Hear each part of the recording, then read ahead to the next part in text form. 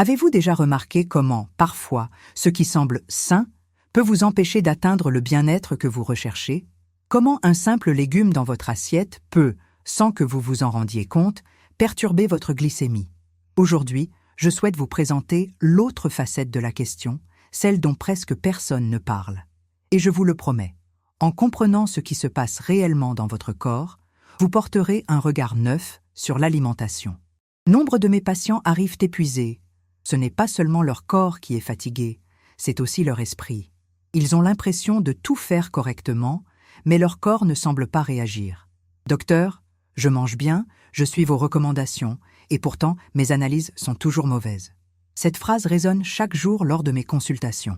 Et peut-être, en silence, résonne-t-elle aussi en vous. En réalité, le diabète et la résistance à l'insuline ne sont pas seulement des maladies, mais aussi des signaux d'alarme. Le corps réclame son équilibre, nous invitant à une écoute plus attentive.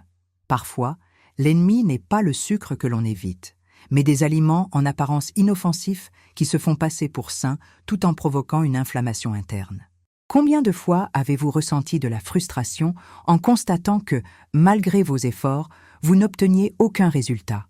Combien de fois avez-vous essayé de suivre un régime, mais le découragement a fini par l'emporter? Ce n'est pas de votre faute. Il existe une logique sous-jacente à une glycémie non contrôlée, et comprendre cette logique est la première étape pour retrouver votre énergie, votre sérénité et votre santé. Aujourd'hui, je souhaite vous accompagner sur ce chemin. Nous allons parler de 5 légumes qui, sans que vous vous en rendiez compte, peuvent faire grimper votre glycémie, et de 3 autres qui peuvent être de précieux alliés pour y remédier. Mais surtout, je veux que vous sentiez qu'il existe toujours une solution, car il y en a une. L'équilibre ne consiste pas à avoir peur de la nourriture, mais à apprendre à choisir ce qui nourrit véritablement, ce qui redonne légèreté et vitalité au corps. Si ce contenu vous parle, n'hésitez pas à aimer cette vidéo et à vous abonner à la chaîne. Il ne s'agit pas d'un simple geste symbolique, c'est une façon de diffuser des messages de santé et de sensibilisation auprès de personnes qui, comme vous, recherchent l'équilibre. Ensemble, nous pouvons créer un cercle vertueux de transformation et de bienveillance envers soi-même. Et tout au long de cette vidéo, vous vous rendrez compte que de petits changements, parfois aussi simples que de remplacer un légume dans votre assiette, peuvent raviver la vie que le diabète a tenté d'éteindre. C'était un lundi comme les autres. Le réveil sonna et Anna, comme tant d'autres, se leva sans vraiment se réveiller. Son corps était lourd, son esprit déjà fatigué avant même son premier café. Le miroir reflétait des cernes sous ses yeux et ses pensées. « Je voulais juste me sentir bien à nouveau », murmura-t-elle. La journée avait à peine commencé et elle pesait déjà sur ses épaules. Et peut-être avez-vous, vous aussi, déjà ressenti cela. Cette impression de vivre en pilote automatique, de lutter pour survivre dans un corps qui ne demande qu'une pause. La fatigue que beaucoup attribuent à un manque de temps est en réalité un signal d'alarme du corps. Elle se manifeste par de la fatigue intense, une faim incontrôlable et une glycémie qui grimpe même lorsque l'on a l'impression de prendre soin de soi. En vérité, alors que le monde nous pousse à courir toujours plus vite, notre corps nous supplie de ralentir. Ce qui empêche la plupart des gens de prendre soin d'eux-mêmes, ce n'est pas le manque de connaissances, mais la culpabilité. La culpabilité de s'arrêter, de se reposer, de dire « Aujourd'hui, j'ai besoin de moi ». Nous vivons dans un cycle où le corps crie à l'aide et l'esprit répond par toujours plus d'exigences. Tu dois être fort et tu ne peux pas flancher. Juste un jour de plus. Le corps devient alors l'otage d'habitudes épuisantes. La précipitation, l'excès de sucre, le manque de sommeil, le stress constant. Mais il existe une autre voie. Une voie qui commence modestement, silencieusement, mais avec force. Il peut s'agir du simple fait de prendre une grande inspiration avant de commencer la journée.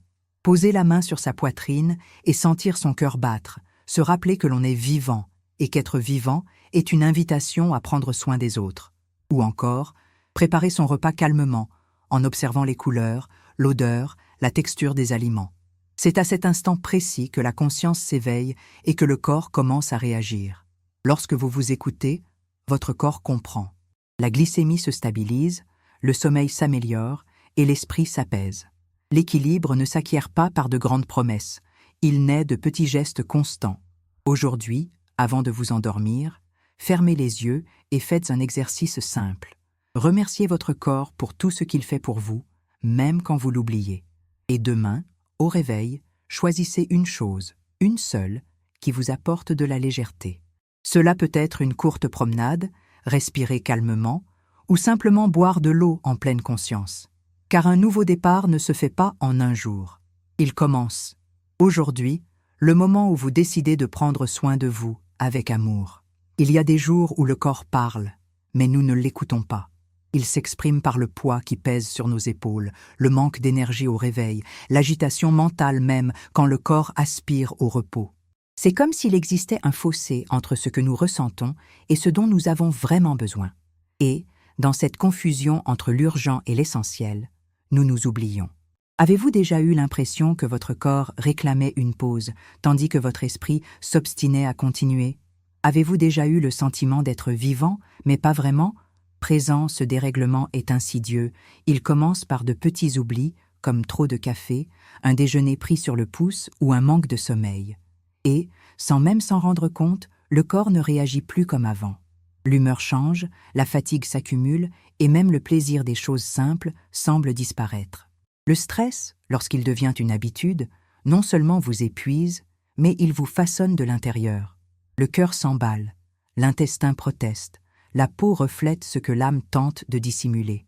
La science démontre que le stress constant libère des substances inflammatoires qui affectent l'ensemble du métabolisme, y compris la sensibilité à l'insuline.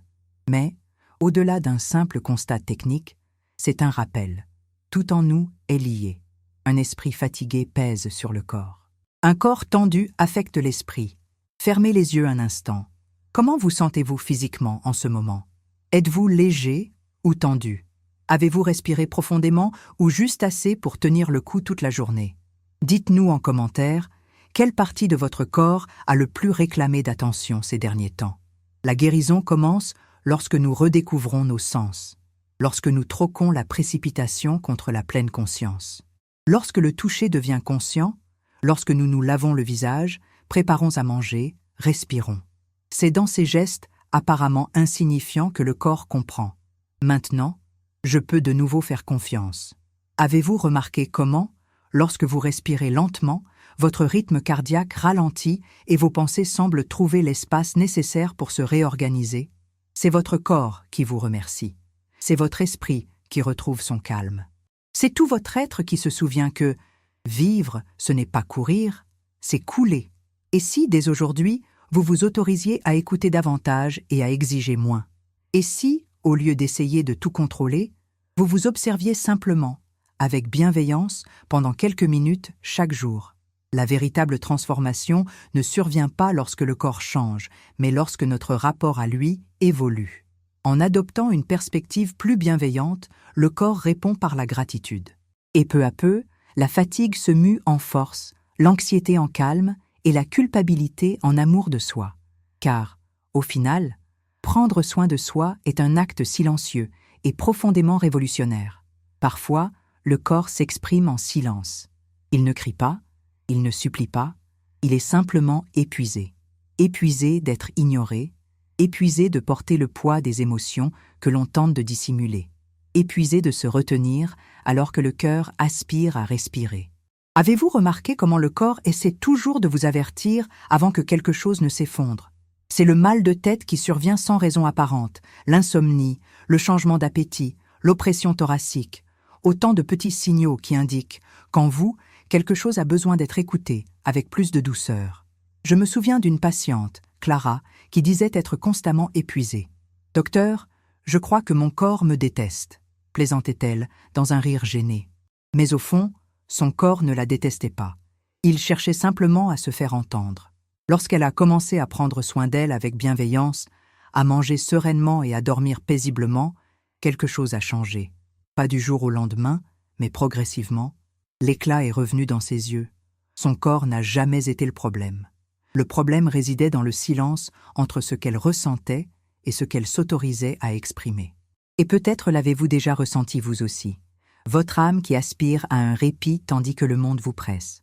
Le plus curieux, c'est que, biologiquement, le corps perçoit quand on commence à le traiter avec douceur. Il ralentit le rythme cardiaque, régule les hormones, améliore la digestion. La science appelle cela l'homéostasie. J'appelle cela la réconciliation. C'est le moment où le corps et l'esprit se retrouvent, comme de vieux amis qui se comprennent à nouveau après des années de séparation. Fermez les yeux et imaginez. Et si votre corps était une maison où chaque pensée allume une lampe, chaque émotion ouvre une fenêtre et chaque choix modifie l'atmosphère. Comment est cette maison maintenant? Froide, désordonnée, étouffante ou accueillante, lumineuse et paisible? Parfois, ce que nous appelons maladie est simplement la maison qui a besoin d'être nettoyée. Et le plus beau, c'est que le processus de guérison est rarement spectaculaire.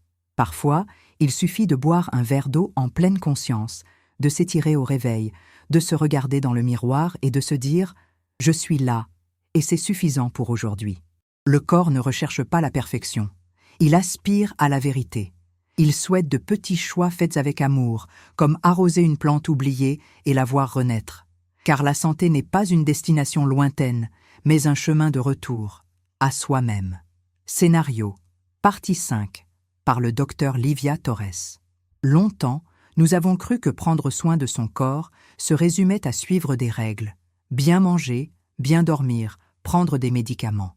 Mais il existe une forme de soin plus profonde qui commence lorsque nous cessons de lutter contre notre corps et que nous commençons à l'écouter. Car le corps n'est pas l'ennemi, il est le messager. Et chaque douleur, chaque fatigue, chaque fluctuation que vous ressentez est, au fond, un appel à la réconciliation. Combien de fois avez-vous essayé d'être trop fort? Combien de fois vous êtes-vous reproché d'être fatigué, triste ou de manquer d'énergie? Le poids que vous ressentez n'est pas toujours physique. Parfois, il s'agit de l'accumulation d'attentes, de promesses que vous vous êtes faites et que vous n'avez pas pu tenir. Et c'est normal. Personne n'est fait pour la perfection. Le véritable bien-être naît de la compréhension qu'il n'est pas nécessaire de gagner chaque jour. Il suffit de choisir, de prendre soin de soi. Je me souviens d'une patiente qui m'a dit « Docteur, je voudrais tellement que mon corps redevienne comme avant. » J'ai souri et lui ai répondu « Il n'a pas besoin d'être comme avant, il a juste besoin d'être respecté. » Car le corps s'adapte, guérit, se régénère, mais seulement quand on cesse de le traiter comme une machine et qu'on le considère comme un foyer.